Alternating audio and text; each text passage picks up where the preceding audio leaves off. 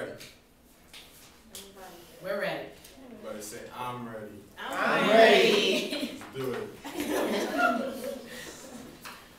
Good afternoon, ladies and gentlemen, friends, maybe more than one. I'd like to speak to you guys about love.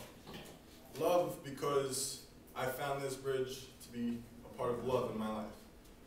I'm talking about the bridge, the Verrazano Bridge in Brooklyn, New York. I say I love it because I noticed it about 15 years ago when I moved into Bay Ridge, and ever since then I developed a love for it. Some people may love the bridge, some people may not care about the bridge. I, for one, can't stop looking at it whenever I'm around it. So, therefore, I'd like to talk to you about the true beauty that I call it. No, I already talked to you about that. So, anyway, some of you may not love the bridge like I do, or may not think it's as beautiful as I do. However, I think after this speech, you'll find that you have a new perspective and outlook when you come across this monumental structure. So, if you don't, then that's your own problem. Take it in stride. Anyway, I'd like to give you guys a little bit of the background of this true work of art. In order to understand the physical characteristics that went into making this bridge, I first would like to talk to you about the mental power that was brought to you by a single man by the name of Atmar H. Aman. This was the lead engineer, or chief engineer, of the project. He came to this country in about the early 1900s, and he had a little bit of trouble when he came. He wasn't the lead engineer, but as promised to him on a trip to America, that he came from Switzerland, and only in Switzerland where great things were expected from those who were considered graybeards from Europe. Now when I say graybeards from Europe, since he was a young man, he was not considered a graybeard from Europe. When I talk about this, I mean you have to go into intelligence, and age comes with wisdom, some may say. Now the age and wisdom that he lacked in Europe made up for it in a growing country like the US. So, his opportunity came when he came into the US and found himself gazing and stuck for a minute at all the true beauty and magnificent structures that he actually called, and I'd like to kind of quote, he stopped and stared at the 30-story skyscrapers that he found, and he had to sit out for about 5 minutes and just take it all in. Then when he realized that time was an issue and of essence, he began his work. Atmar Aman, to me, was far from shy. And although you may not know who he is, he was indeed not a one-hit wonder, as you may be able to relate to the subject. You guys mentioned before the Brooklyn Bridge. He did not create that, however, but he was responsible for about 6 of the major bridges you guys know very well in New York City. He was the lead engineer on, just to name a few, the Triborough Bridge, the Whitestone Bridge, and George Washington Bridge, which is his first bridge that he designed here in the US, and many more. I believe in the end, he was in charge of 9 total bridges and 2 tunnels.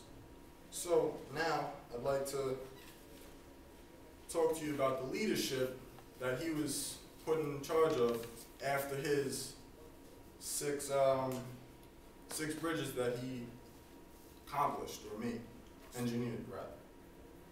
When the Tacoma Narrows Bridge,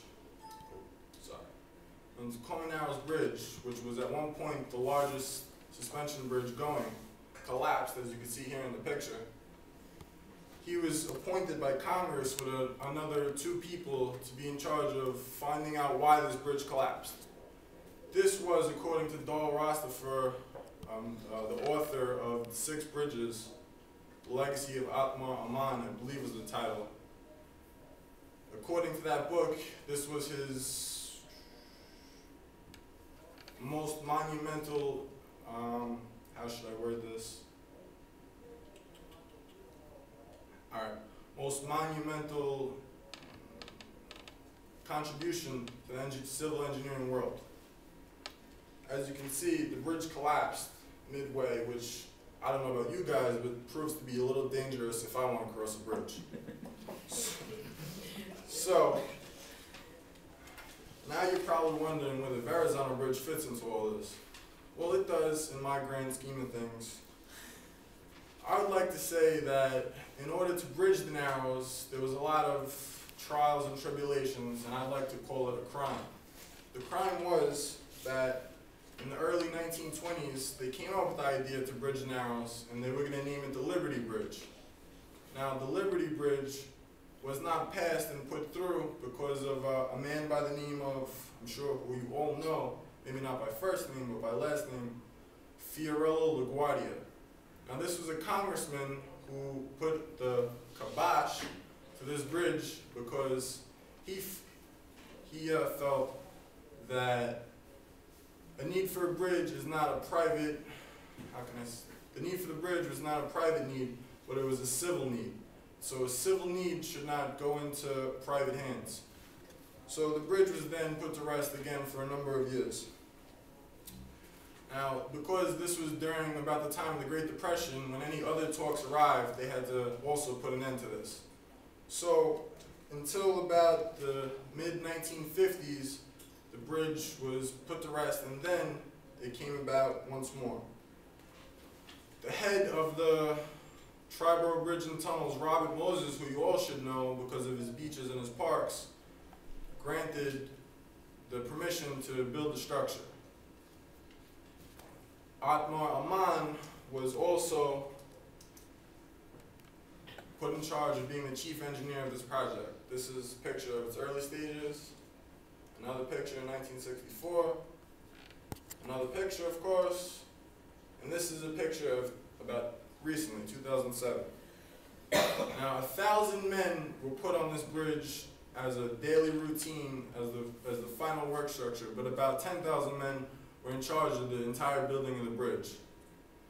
It was said from an article in the New York Times that the bridge, the length of the bridge is just under a mile, so a mile is 5,280 feet. This bridge was about 4,800, I believe. And in conclusion, as I said before, this bridge is truly a work of art. Although I did not have the greatest pictures to show you, I'd like to introduce you to my friend, the one-legged bird. The one-legged bird is also staring at the bridge.